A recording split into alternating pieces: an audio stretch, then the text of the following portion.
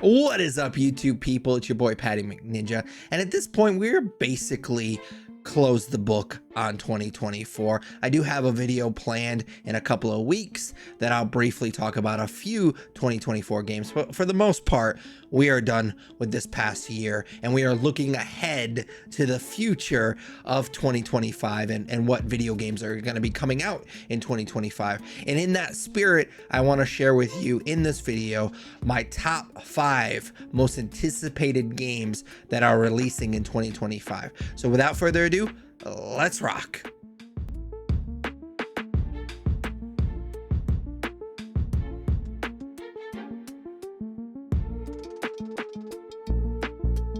A quick disclaimer before we get to my actual list. Video games as an industry have all decided to be super cagey about release dates. I think pretty much every single game that I'm about to talk about does not have an actual, like, it's coming out this particular day.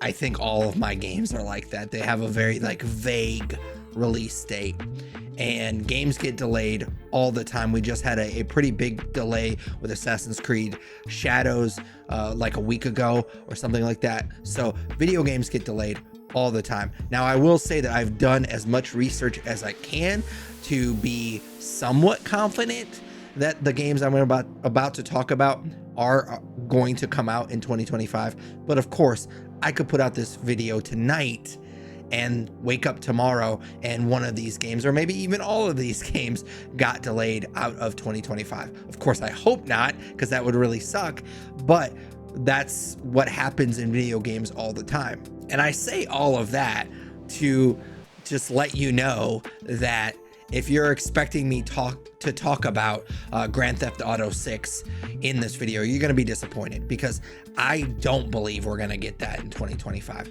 They haven't made that official announcement that it's going to get delayed until 2026, but I think that's coming. I know I read somewhere, I think this is from an ex-dev, so take it for what it's worth, but they basically said that they would almost guarantee that it's going to get delayed. I think they said in May of 2025. Like they're gonna announce it in May that it's gonna get delayed until 2026. Again, I hope that I'm wrong, because I want all of these games to come out. I want Grand Theft Auto 6 to come out in 2025 because I like those games. I don't go insane about them, but I do enjoy them, and so I'll play the shit out of that game when it comes out. I just don't think it's coming out in 2025. So I just wanted to be very clear that that game, if it does come out, will be awesome, but it didn't make my list because I have a feeling we're going to get some bad news later on, maybe in May, about that release date. Speaking of delays or potential delays, I'm going to start off this list with 2 honorable mentions, the first of which, Little Nightmares 3, actually made my official top 5 last year when I did this same video. Obviously, because I'm talking about it again, it did not come out in 2024. It got delayed to this year. I'm still excited about this game, obviously, but I did talk about this game last year with this video previously, so I'm not going to go into super depth with this honorable mention. Plus, it's not even being developed by the same studio as the first 2 games, which makes me a little bit nervous. Plus, the delay makes me even more nervous. I'm still going to play this game when it eventually comes out. I'm just less excited than I was for this game last year, and especially I'm less excited than I was for Little Nightmares 2. The last of the 2 honorable mentions on this list is another franchise I'm a huge fan of. The Fable reboot or reimagining, or some people are just calling it Fable 4. Whatever you want to call it. We haven't seen a ton about this game. It's supposedly gonna come out this year. We haven't had a concrete release date yet, which is pretty typical for video games, and honestly, unfortunately, it's pretty typical for most of the games on this list. We do not have a concrete release date for yet, but what we have seen looks great. It's weird with the giant stuff in that second trailer that we saw, and I say weird in the best way possible. That's kind of what I want from these games. It also has that dry British humor that I love, that I grew up on. I grew up on Monty Python and the Holy Grail, that sort of dry British humor. That's what I loved about the original Fable games. It really worked well, that type of humor in those games, and it seems like that's what they're going for with this new game, so I'm definitely excited about that. Again, I would be surprised if we get to play this game in 2025, which is why it's only an honorable mention. But as I'm gonna say with a lot of these games, I hope that I'm wrong. Like, I hope that we get all of these games because they all look awesome. So moving on to my official top 5, and one of my favorite games of all time, my top 10 favorite games of all time, is BioShock. And after the studio that made the BioShock games, among others, was shut down, Ken Levine, who co-founded that studio, started Ghost Story Games.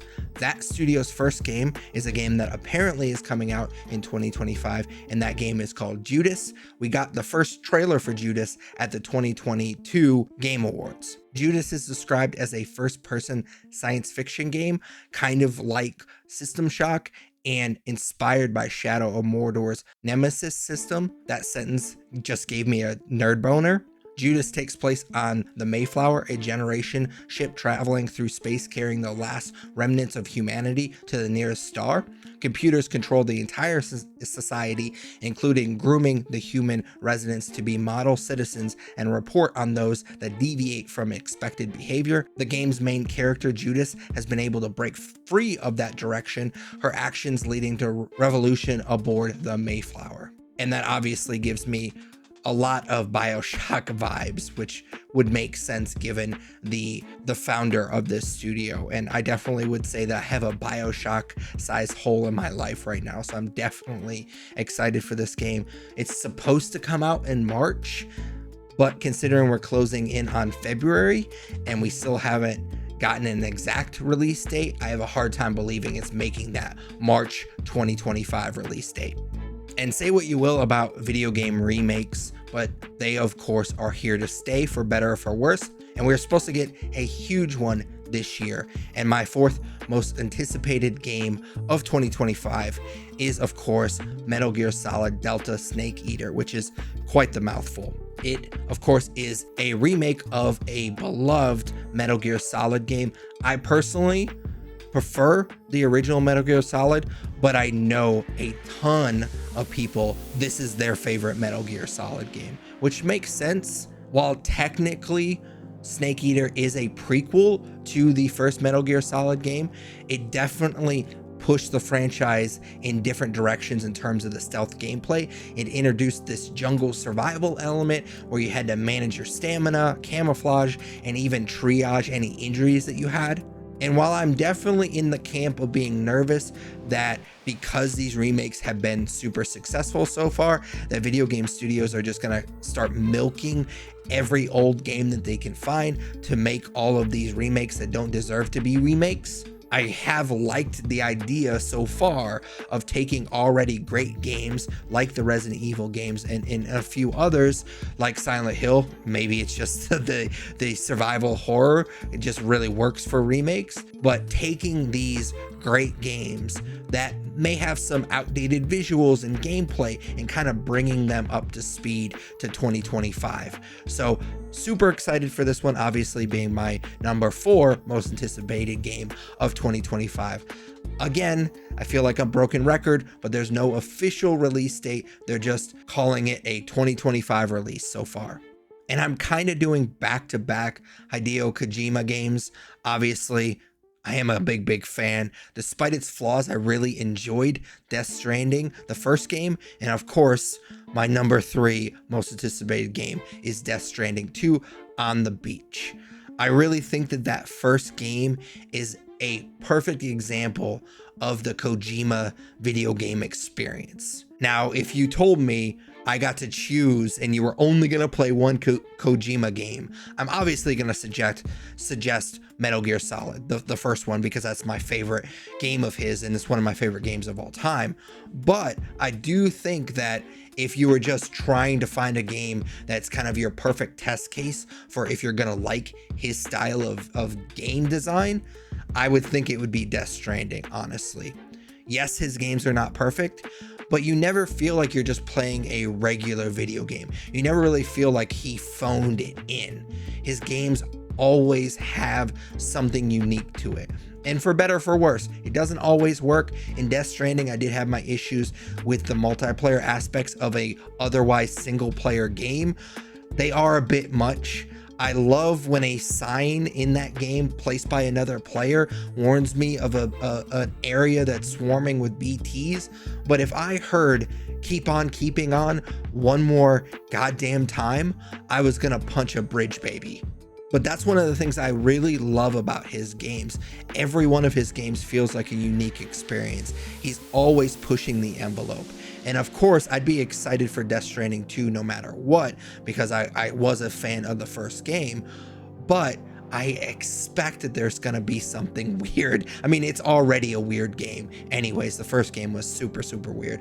But I suspect he's not just gonna give us a typical sequel, that he's gonna really push the envelope with this already weird franchise.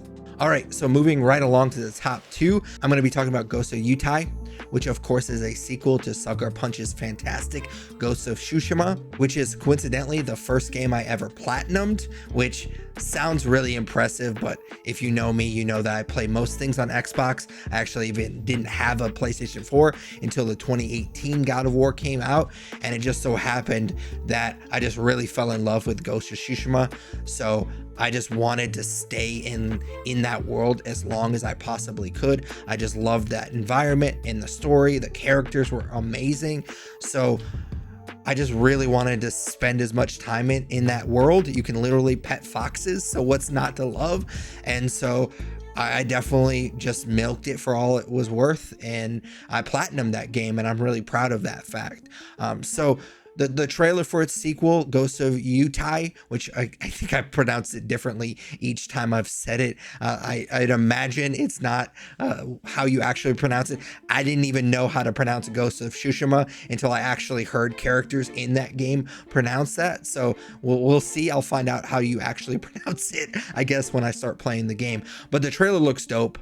I know that some people are upset about the protagonist. Those people can fuck straight off, because I do not care. I love the idea of this franchise kind of continuing by changing each game's main character, by that character becoming taking the mantle of the ghost. I really think that's a really cool idea of telling brand new stories, but still kind of being connected to the franchise through that legend of being the ghost. So I'm super, super excited for the sequel.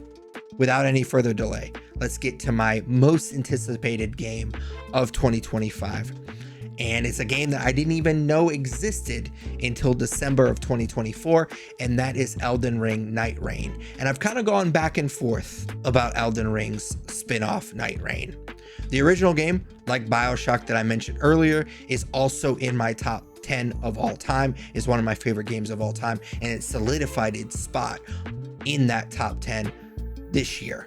I got obsessed with the DLC. It was an honorable mention for my top 5 favorite games of last year that I talked about 2 weeks ago. So if you haven't watched that video, I definitely suggest it. I just refuse to put a DLC on my official top 5, because obviously a DLC by its nature is just an expansion, an extension of the original game. So I don't feel like it should count as its own game. But that DLC is fantastic, and it's probably the best DLC I've ever played. So I'm obviously stoked that they aren't done with Elden Ring just yet. I personally would have preferred a full sequel, but I will take what we can get. As long as they aren't finished with the world that is Elden Ring, I am definitely excited for it. I am a little bit nervous about how this game, that's clearly a co-op game, is gonna play solo, because I play most games solo. I do have friends that are gamers, of course, but none of them play Soulsborne games, at least not the way that I play them. If you watched my video last week where I talked about my gaming resolutions for 2025, I did make a gaming resolution to play more games with my wife, but there's absolutely no way I could get her to play this game with me. I convinced her to play Cuphead with me one time, and we didn't even make it past the first boss. So there's absolutely no way that I would be able to convince her to play an Elden Ring spin-off. But outside of that, I think there's some really cool ideas, and if I'm gonna give any studio the benefit of the doubt right now, it feels like FromSoftware should be that studio.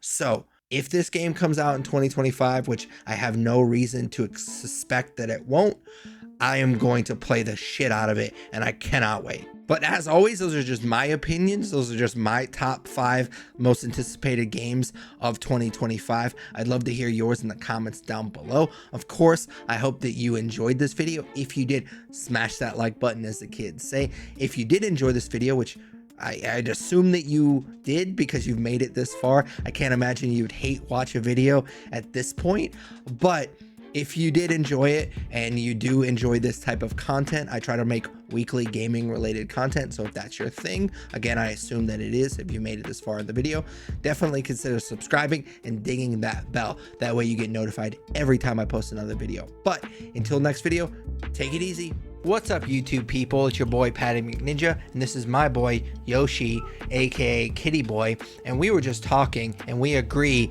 that since you made it this far in the video, you might as well subscribe. You wouldn't want to disappoint Kitty Boy, would you?